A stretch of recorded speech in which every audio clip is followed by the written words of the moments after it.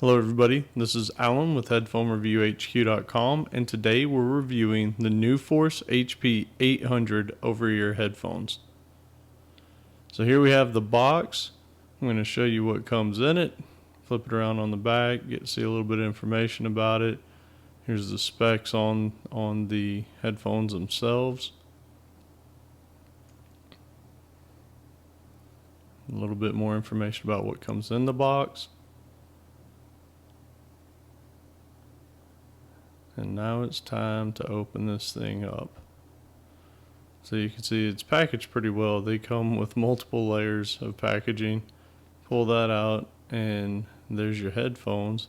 And underneath it, there's a little triangle, pyramid, and I want to call it a triangle. And there's the information about what's in there.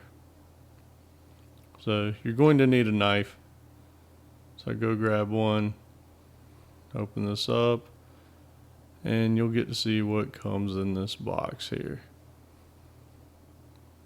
So you've got a nice braided cable. As you can see there, it's got the gold plated ends, and comes with the 1/4 inch to 1/8 inch adapter. And then there's another cable that's a smaller one, so that if you're going to be in an area where you just need a little tiny cable to bring with you, then that's a nice convenient one. And then you got the carrying pouch, nice little touch on it, the NuForce company name on the end of it. And here, there's a couple of little twisty ties that you need to undo to get the headphones out. And there you go. They've got a little covering on the gold-plated emblem there on the edge. Pull that off. Flip it around, do it on the other side as well. And here you can see the inside. I love the way those speakers look on the inside there. And over here, this shows you your left and your right headphones. The left is where the speaker cable comes out, and the right's not. And here you can see it's a screw-on adapter, so that's beautiful if you need to use it. Let's start off and talk about the build quality of the HP-800s. These are completely plastic, and they are a hard plastic. They feel pretty well constructed, but they do have that creaky sound that you get when you have plastic headphones. Now, I will say they have an interesting design though. So with this, you notice these 2 layers of headbands here, and what that is, instead of having most headphones you click to extend, these aren't like that. Basically what you got here is when you put them on, this extends up so that it's that controls. So this is your max height up here, and this is what you usually get. So when you put it on, that thing extends up to fit. Now, with that in mind, it's a very soft material, and it's not super tight, but it's got just enough spring to keep it secure, but to not really hurt your head. There have been times I've noticed that it's there, but it never really was all that distracting or unpleasant at all. So now I will say these ear pads on this thing, first off, I love the way that the inside looks with the red. And the ear pads, these are seriously some of the most cushiony. It's like having 2 huge pillows on your head. I mean, it's absolutely fantastic. And you can wear these for a long time. Your ears will warm up a little bit because these are leatherette pads on them. But overall, I gotta say, they're a very comfortable set of headphones to wear. Now, I think they might have missed their target market with this a little bit, because the only other headphones I've ever put on that were this big and over the top were audiophile type headphones that are made for sitting and listening, drinking a glass of wine in your listening studio.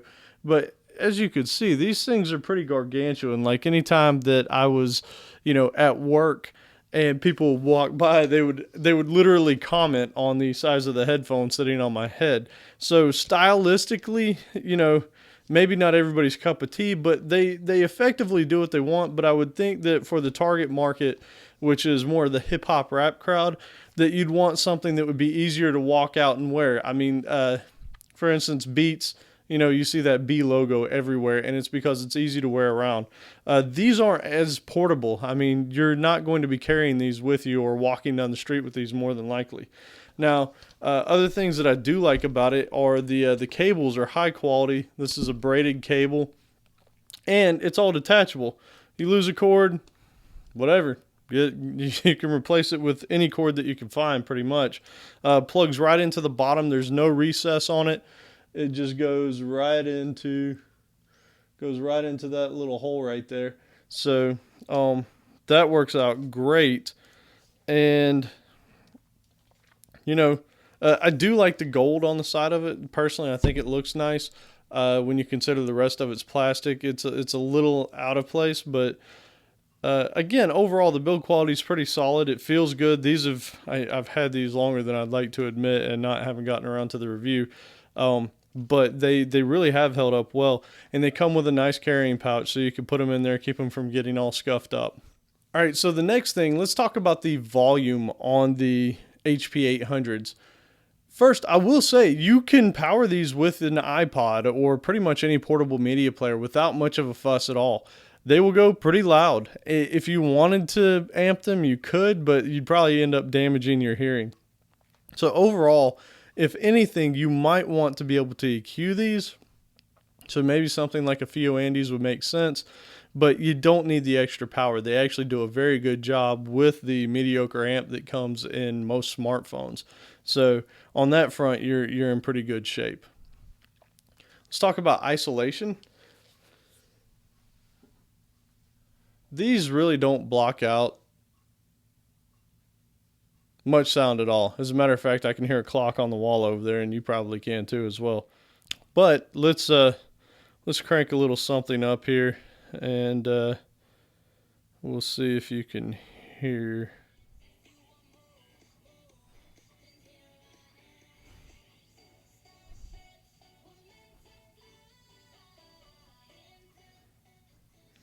Okay, so you could hear what the isolation sounds like. Nicki Minaj may not be all that pleasant to listen to speak, but she got some decent beats. Which moving on into the next topic, let's talk about the bass. That's really what the HP-800s are about. It's the bass. It's an interesting thing. So they kind of have gone in the Beats direction as far as going for the more bass-centric crowd. And to some degree, they succeeded. I mean, these are less than half the price of the Beat Studios. And in some areas, I feel like it could have been improved. So let me explain. If you listen to something like, if you listen to How Low by Ludacris, there are your but your mid-range bass notes that are probably in the 80 to 100 hertz area. Those do extremely well. They pound, they're full, they're present, and fairly thunderous, and very clean. Now, the interesting part is once you start dipping down below that into like the 50 hertz range, you can feel it, but the sound's gone. And it's kind of interesting because you can, like I said, literally you can feel the vibrations, but you're not getting the sound. And it's slightly disappointing because in a bass set of headphones, that's kind of what you're looking for, is that sub bass plus the regular bass. In the regular bass, these are fantastic. When you get into the sub bass, I have noticed if you amp them and EQ them, these things will literally just shake on your head, but you still are only getting a portion of that sound, but more what you're getting is that movement on your head, it's kind of bizarre, and I don't really understand it. I do know that they have like little ports on the top of the speaker enclosures to allow the bass or the drivers to move and breathe. Now, going into the mids, the mid-range is interesting. It's neither bad nor great. And what I mean by that is you're not going to sit down and listen to any vocal artist in these. These are not going to be for your singer-songwriter type thing. When you mix it with the right genre, like the bass, the hip-hop, the rap, the dubstep, all that stuff, you don't notice any of the flaws in it. So in those, usually the vocals are secondary. I mean, you're really listening for the beats, and you're listening for that driving bass line. And so the vocals aren't really distracting. When you start listening to true vocalists, if you listen to any bluegrass or anything like that, what you'll notice when you listen to these is that they sound a little bit recessed and almost veiled. It's more than just a little bit recessed. It's like there's a veil over it and it's a little bit far away. Again, when you're cranking up the volume and you're listening to bass type genres, which is what these are made for, then you're not going to notice that. And the same goes for the treble. So the treble on these is actually pretty good. It's not sibilant at all. It's not the most detailed I've ever heard, but it matches well with the genres that you'll be listening to on these.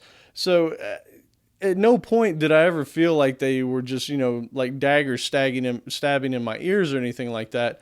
But, if you try and sit back and listen to classical where there's a lot of stringed instruments or anything where people are blowing in horned instruments and you want to hear that air and the vibrato and all that, then these are not going to be your cup of tea. But as far as all the cymbals and the various instruments that are playing background in the pop genres and that kind of thing, these do a fine job. They are very similar to a Beats type sound in that regard, and for half the price. Now, moving on, let's talk about the genres. I've already mentioned it briefly in the rest of this review. These are made for the type of person who is listening to hip-hop, rap, dubstep, dance, trance, industrial, anything where driving beats is your cup of tea. They do a good job. Again, the only thing that suffers at all is a sub bass, and with some EQing, you can even improve that a little bit. But overall, I enjoyed the sound of them. They're a fun set of headphones to listen to, given that you put the right genre on. I would not use these for classical, country, probably not even rock. Anything where there's like vocals, classical, jazz. If you try and use these for jazz, anything like the pluck basses or anything like that, they become very overpowering, and so it takes away from the rest of the music as a whole. So again, as long as you use these with the right genre, they can be fun. Wrapping up on the NuForce HP-800s. Overall, I liked them, but I didn't love them. The one shortcoming for me is the fact that the sub bass on these isn't where they need to be for the type of people they're targeting. The other thing too is, again, these aren't the most stylish wear out and about type headphones.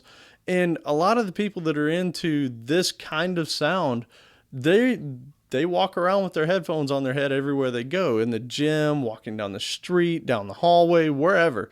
So I think those are the two things that if they could improve with this particular set of headphones, they'd have some real winners that would probably even put a dent in some of the Beats market, because again, this is geared towards that type of listener.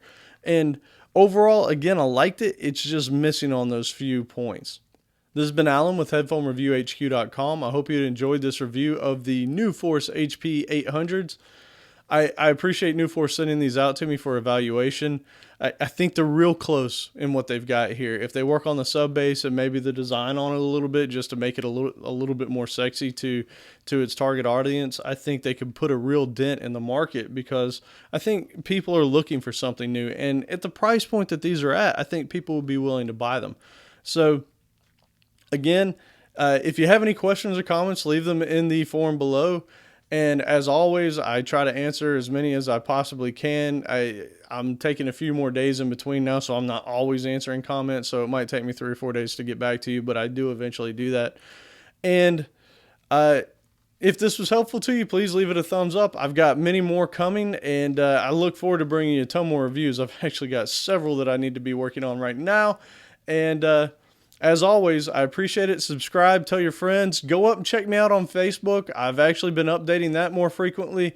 And if your thing is Twitter, you can get me at Headphone HQ on Twitter, and my Facebook updates come down through there as well. And I do try and answer those also when I get to them. So anyways, yeah.